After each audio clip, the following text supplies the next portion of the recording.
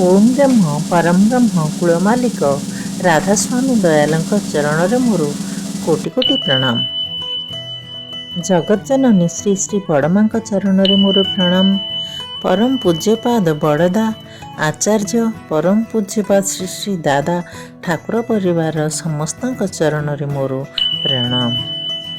ମୋର ଏହି ନାରୀର ନୀତି ଶୁଣୁଥିବା ସମସ୍ତ ଗୁରୁ ଭାଇ ମା ମାନଙ୍କୁ ମୋର ଅନ୍ତରର ଜୟ ଗୁରୁ।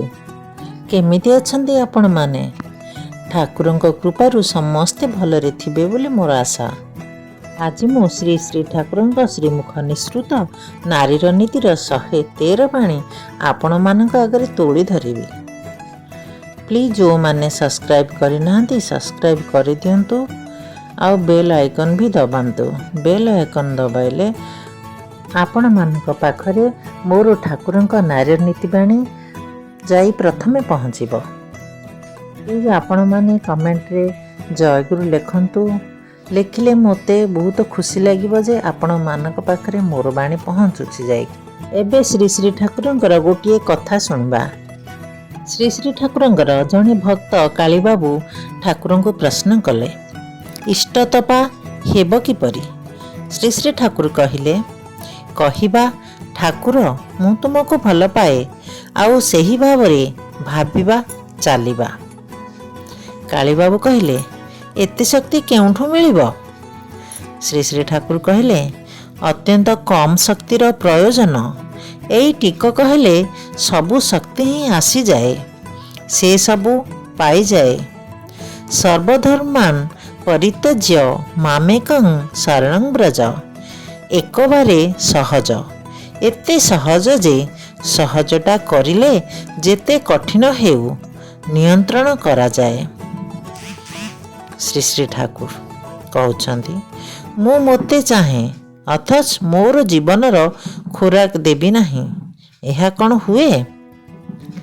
ଛାଡ଼ରେ ମନ କପଟ ଚାତୁରୀ, ବୋଲ ମନ ହରି ହରି ହରି। ନିଜକୁ ହିଁ ନିଜେ ଠକୁ। ମୁଁ କହେ ତୁମେ କୁହ ନା, ପାରେ ନା ବା ହୁଏ ନା। ଯେତେ ଟିକିଏ ପାର ସେତେ ଟିକିଏ କର। ଆଉ ଯଦି କିଛି ନ ବି ପାର, ଶୋଇବା ସମୟ ଅନ୍ତତଃ ଠାକୁର ଠାକୁର କହି 10 ଥର ନାମ କରି ଶୁଅ, ସେଥିରେ ବି ହୋଇପାରିବ। ମିଶ୍ରି ଭଲ ନ ଲାଗିଲେ ବି ଜୋର କରି ଖାଉ ଖାଉ ଭଲ ଲାଗିବ, ପିତ୍ତ ବି ଯିବ। ଆଲୋଚନା ପ୍ରସଙ୍ଗ 21 ଖଣ୍ଡ। ଜୟଗୁରୁ। ଏବେ ଆମେ ଶ୍ରୀ ଶ୍ରୀ ଠାକୁରଙ୍କ ଶ୍ରୀମୁଖ ନିଃସୃତ ନାରୀର ନୀତି ଶୁଣିବା। ନାରୀର ନୀତି 113 ବାଣୀ। ବରଣେ ଶ୍ରେଷ୍ଠରେ ନିକୃଷ୍ଟତାରେ।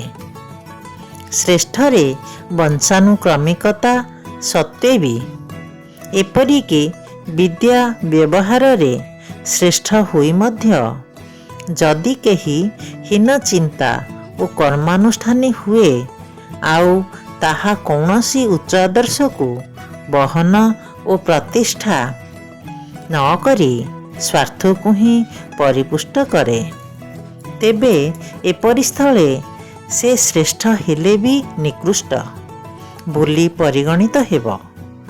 ତୁମେ ବରଣ ବ୍ୟାପାରରେ ଏହାଠାରୁ ଦୂରେଇ ରୁହ। ଏହା ମଧ୍ୟ ଶ୍ରେଷ୍ଠ ବଂଶାନୁକ୍ରମିକତାକୁ ଅପଘାତ କରି ନିକୃଷ୍ଟକୁ ନିମନ୍ତ୍ରଣ କରେ। ବାଣୀ ସଂଖ୍ୟା 113। ପୁଣି ଥରେ, ବରଣେ ଶ୍ରେଷ୍ଠରେ ନିକୃଷ୍ଟତାରେ। ଶ୍ରେଷ୍ଠରେ ବଂଶାନୁକ୍ରମିକତା ସତ୍ତ୍ୱେ ବି, ଏପରିକି ବିଦ୍ୟା ବ୍ୟବହାରରେ ଶ୍ରେଷ୍ଠ ହୋଇ ମଧ୍ୟ ଯଦି କେହି ହୀନ ଚିନ୍ତା ଓ କର୍ମାନୁଷ୍ଠାନୀ ହୁଏ ଆଉ ତାହା କୌଣସି ଉଚ୍ଚ ଆଦର୍ଶକୁ ବହନ ଓ ପ୍ରତିଷ୍ଠା ନ କରି ସ୍ୱାର୍ଥକୁ ହିଁ ପରିପୁଷ୍ଟ କରେ, ତେବେ ଏପରି ସ୍ଥଳେ ସେ ଶ୍ରେଷ୍ଠ ହେଲେ ବି ନିକୃଷ୍ଟ ବୋଲି ପରିଗଣିତ ହେବ। ତୁମେ ବରଣ ବ୍ୟାପାରରେ ଏହାଠାରୁ ଦୂରେଇ ରୁହ। ଏହା ମଧ୍ୟ ଶ୍ରେଷ୍ଠ ବଂଶାନୁକ୍ରମିକତାକୁ ଅପଘାତ କରି ନିକୃଷ୍ଟକୁ ନିମନ୍ତ୍ରଣ କରେ। ବାଣୀ ସଂଖ୍ୟା 113। ଜୟଗୁରୁ।